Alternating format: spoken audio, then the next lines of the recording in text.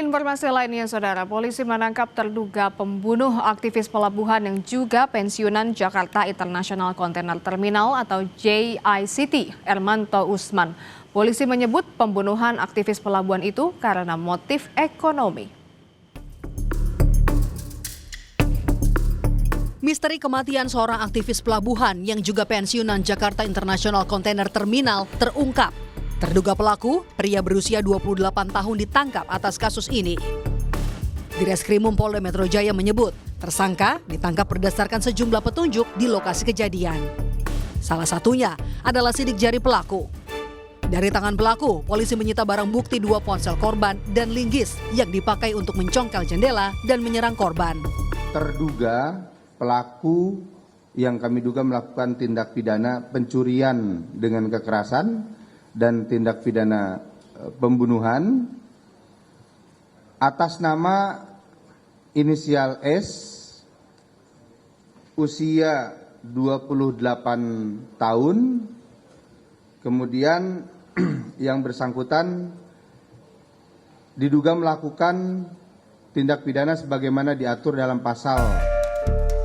Polisi juga menyebut pembunuhan aktivis pelabuhan itu karena motif ekonomi.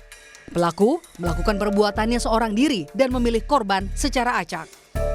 Motif daripada tersangka murni motif ekonomi. Nah, kenapa tersangka memukul korban? Dari keterangan yang disampaikan oleh tersangka kepada penyidik, bahwa tersangka kaget. Jadi pada saat tersangka ini sedang melakukan pencurian di rumah korban, korban terbangun mendengar alarm akan melaksanakan sahur.